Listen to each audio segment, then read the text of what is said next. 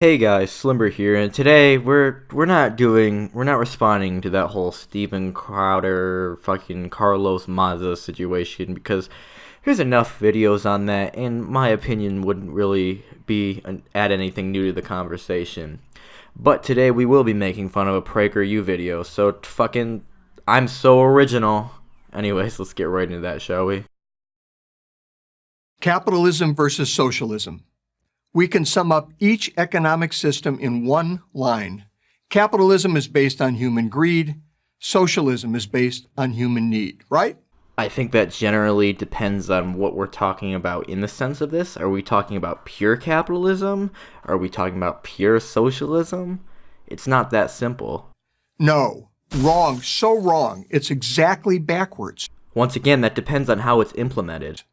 And I'll prove it to you. Been on Amazon lately?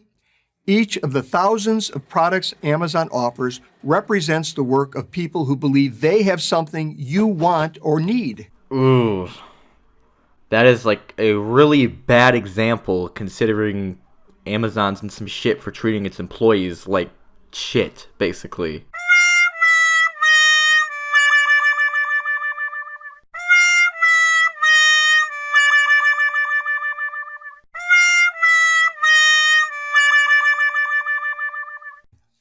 If they're right, they prosper. If they're wrong, they don't. That's how the free market works. In theory it does, but it gets fucked over by monopolies and shit. You could say, yeah, they have competition people will just go to the fucking competition.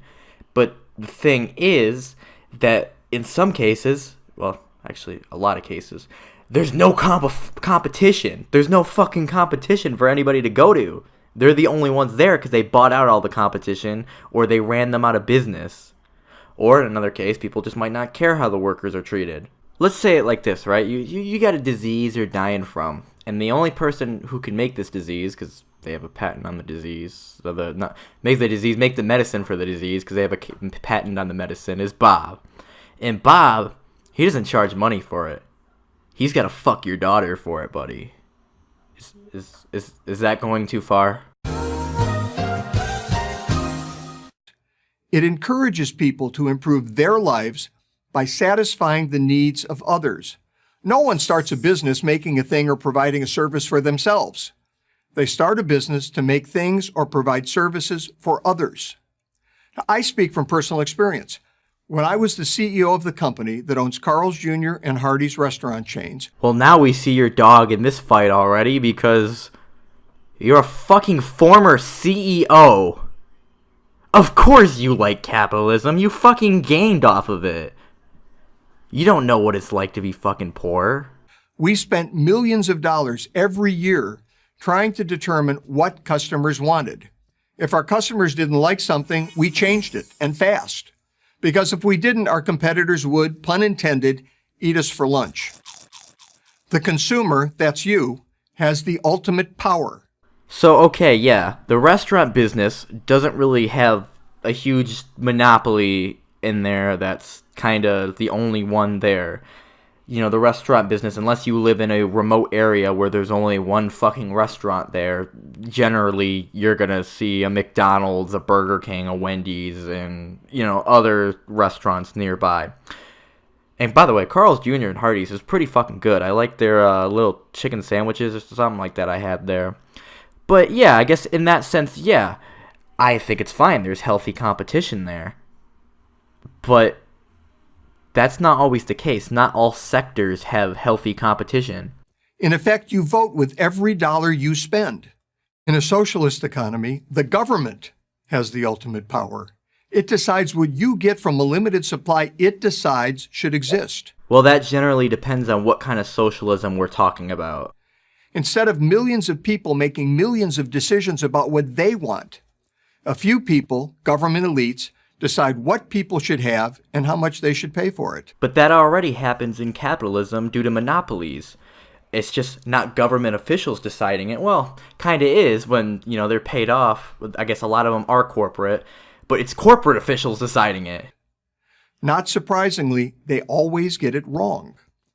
Have you ever noticed that late-stage socialist failures always run out of essential items like toilet paper? I don't know. Have you noticed a lot of capitalist countries have a lot of homeless people and a lot of starving children? America.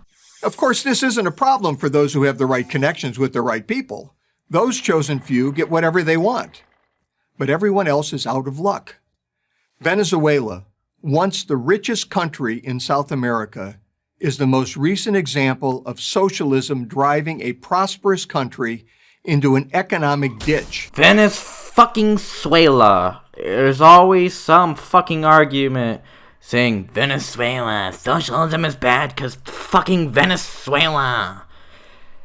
Listen, Venezuela's problem was that they kept inflating their fucking money, how much their fucking money was worth.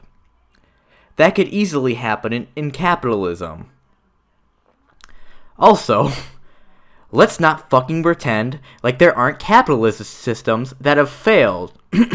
Ethiopia, where children are literally starving? Here in America, like I said before, there are a lot of homeless people and a lot of starving children. There are also people in fucking massive debt. But no. Venezuela. I'm homeless. I'm on a street. I'm hungry, but I'm eating out of the dumpster. I have no toilet, but at least I have toilet paper. Oh, shit, wait.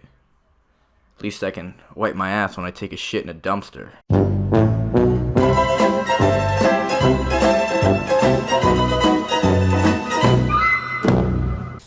Now, maybe you think it's an unfair example. I'm not sure why, but okay.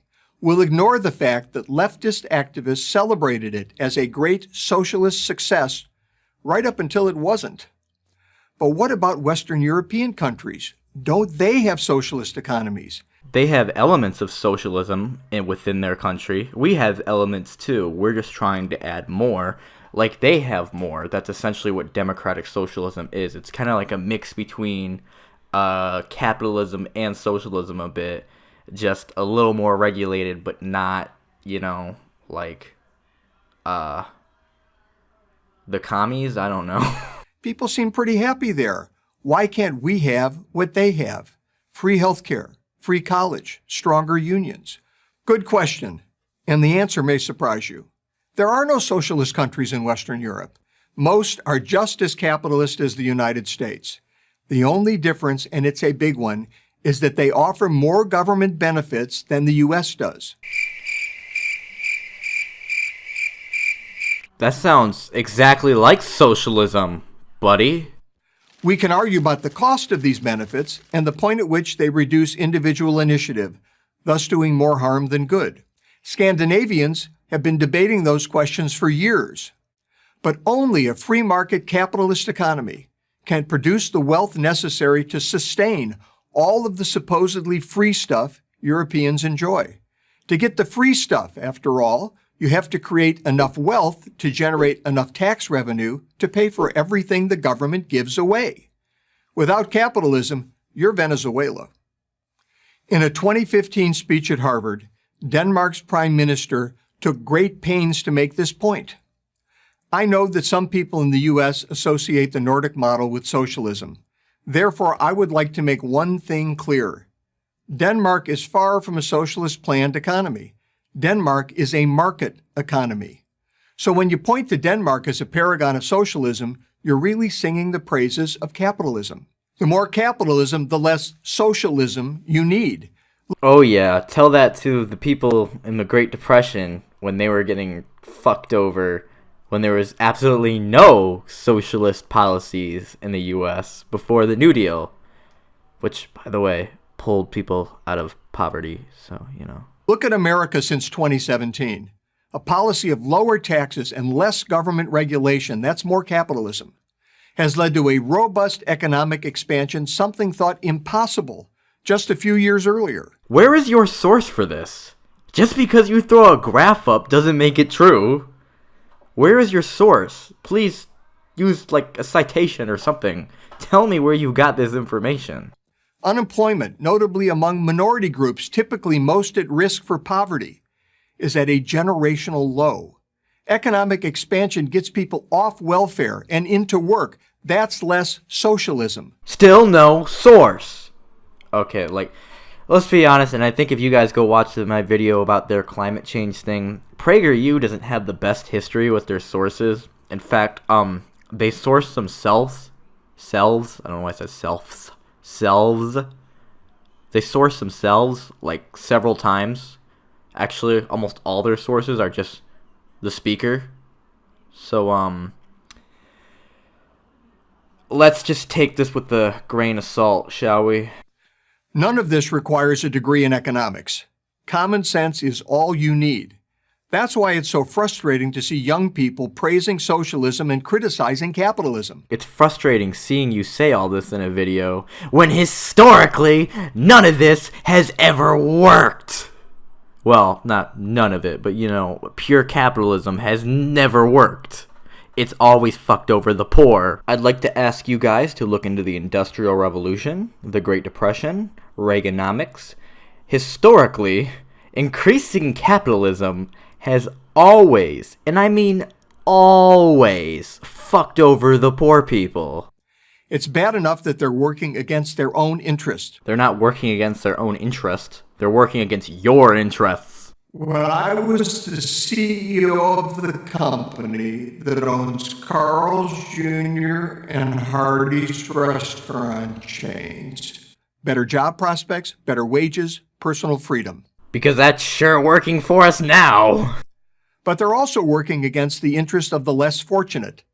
Capitalism leads to economic democracy. Socialism leads to the economic dictatorship of the elite. Once again, capitalism can do the same thing with monopolies. Always and everywhere. So beware what you ask for. You just might get it. I'm Andy Puzder, the author of The Capitalist Comeback for Prager University. So, after reading a Wikipedia page about PragerU, there is no surprise they support capitalism because they are funded by hydraulic fracturing billionaires named Dan and Ferris Wilks, and 2 members of their board are from their family. So, yeah, there's no surprise they would support capitalism, and I'm sure they support fracking too, so. But anyways, guys, what do you think? Leave a like, leave a comment, leave a fucking dislike if you want, leave a fucking hate comment calling me a piece of shit if you want. Or, you know, praising me. I don't really care. But anyways, yeah. Subscribe, please, and, Slimber out.